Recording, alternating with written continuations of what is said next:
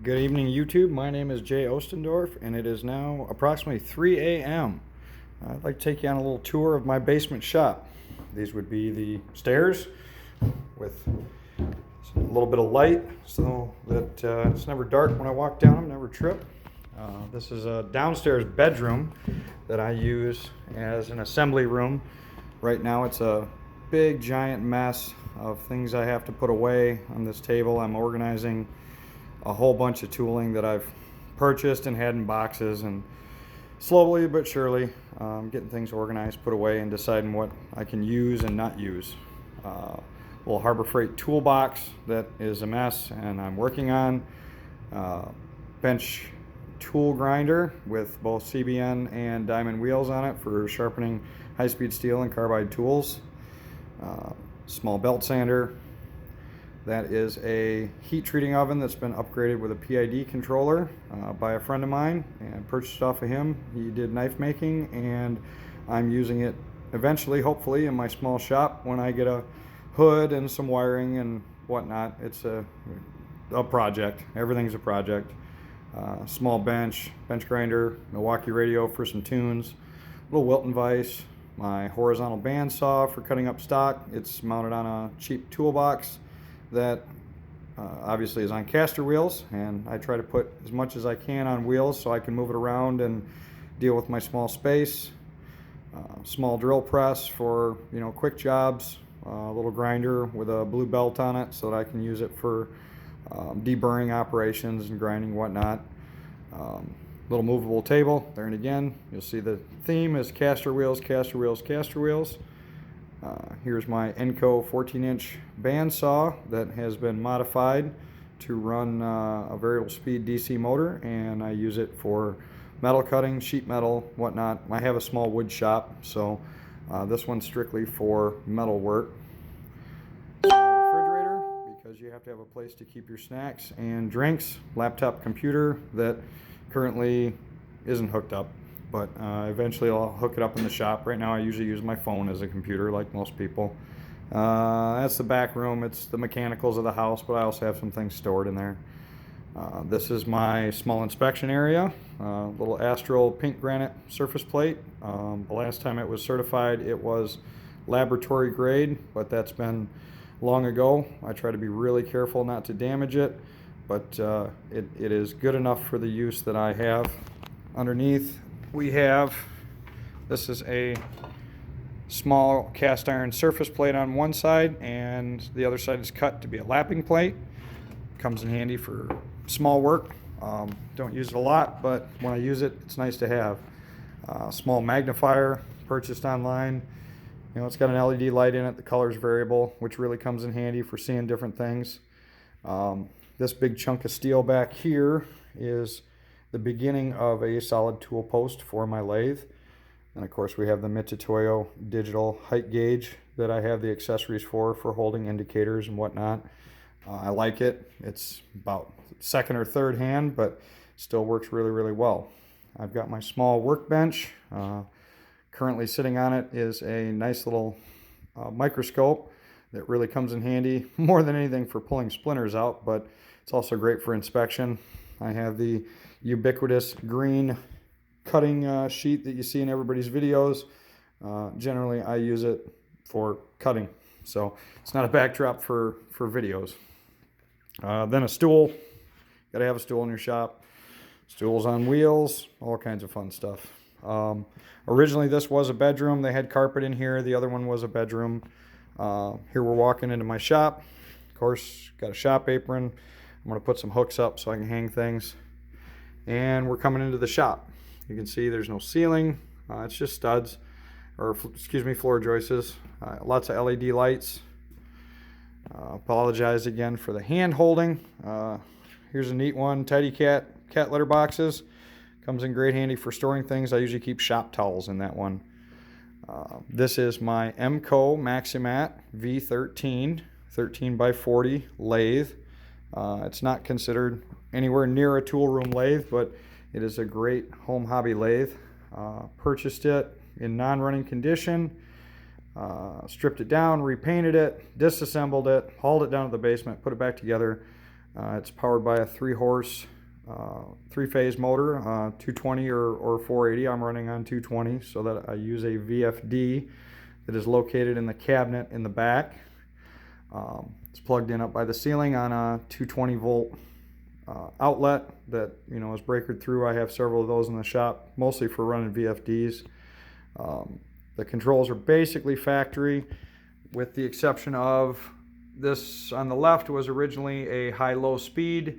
Now that's where I've got my potentiometer mounted, and that's tied into the VFD. Obviously e-stop, the reset is so I don't have to open the cabinet every time. I've got the VFD set up with quite a few safeties, so if I overspeed or try to change directions and it doesn't stop properly or whatever, the VFD will trip out and I can just hit the reset button. It's got a master on-off switch that actually is lockable for 70E, which is nice. I've got another little LED lighted magnifier mounted to it for inspecting. Made a little wooden shelf that sits over the top of the gear cover. Currently it's got a 6-inch buck adjusted true chuck on it with a D14 mount. Comes in real good handy. I've got additional chucks. I've got a 4-jaw, standard 3-jaw. I've got a ER40 chuck coming for it eventually that I'll put on. I haven't had a need for it, but we'll add it to it. Just using an import BXA tool holder. It works pretty well. I mean, there are better ones out there, but for the type of things that I do in my little shop, it's more than adequate. I've got an import DRO on it. You can actually see everything turn on. We'll hit the main switch. Off to on. LED lights come on so I can see what I'm doing. And beep, beep, beep, it turns on. This is some additional tool holders. Obviously, mostly import. Different accessories, chucks, whatnot. I have a neat little score, which is a rotary broach. I've got to make a holder for it to fit in the tailstock, but that was an eBay find that I got lucky on. Bullnose center, whatnot, chuck keys. It does have a nice chip tray, and it does have a coolant drain on the chip tray. They had flood coolant as an an accessory for this machine. I don't use flood coolant. Generally, I just use cutting oil with a brush or a can, or use an emulsified water-based coolant that I'll use a spray bottle. But most of the things I'm doing is not real heavy duty or any kind of production. But the machine's in great shape and it's leveled properly and it works well. I'm very happy with it. This is the 3rd lathe that's been in this basement in the last year. I upgraded from an Atlas 10x36 to a Rockwell 1024 that was a little more durable. And then I located this Maximat pretty close and hauled it here and did a little work to it. Oh, that's the readout for my tachometer that I mounted on it, so I can keep track of the spindle RPM with a variable speed. I said the controls work as they're supposed to. Your forward and reverse is on the lever, and then you have variable speed adjustment, but you can also use all the factory gearing, so you can get a really solid mechanical advantage to your gearing and also make it run really slow for threading or picking up a thread. Really comes in handy. This is a Lista cabinet that I picked up from a retired tool and die maker. I love it. It's old, but it still works. I even have the keys for it. He made the wooden top, and he sunk a little pink granite surface plate in the back corner. I'm going to make some modifications to it to actually put that in the front corner. I think I'm going to remake the wooden top, but I thought it was a pretty solid idea. Of course, it's on caster wheels, so I can move it around. And I'm currently working on populating it with tools for the lathe and the mill, and sooner or later it will not look so cluttered. Next, we've got my little 6x26 Enco mill mounted on a welded steel stand. I've got it leveled to the floor pretty well with shims, but I had to take the adjusting feet off of it. I'm only 5'7", and after adding the 5.5-inch riser to it, it's a little bit of a stretch to get up to the top for belt changes. So I shortened it up as much as I could, and I used the Short Man secret weapon, a milk crate. Uh, really safe, but it works well. This is running a 90 volt DC motor with a control box purchased from a gentleman on eBay. I've since learned how to build these boxes, but for what he gets for them, they're actually really, really nice. I'm using a insanely cheap online purchased TV mount for a box mount. They really come in handy. I've got, lights attached to it. We'll hit the stop start switch, start. And what this switch does is basically is taking your wall power, runs through the switch, and then this becomes a switched outlet. It's just surface mounted. It's all temporary. These are considered temporary mounts, so you can wire it with extension cords because it's not a permanent thing. I've got a power strip which runs all the small components, DRO and the lights and the tachometer, and then directly at the box, which is a 20 amp setup, is the motor controller. But I've never tripped anything out, and I've stalled the motor out and never had a problem. It's got a import DRO, which works really, really well for what it is. I modified and installed a import power feed for the X. Works very well. Simple little DRO that's a handy calculator and makes it a lot easier than trying to remember handle turns.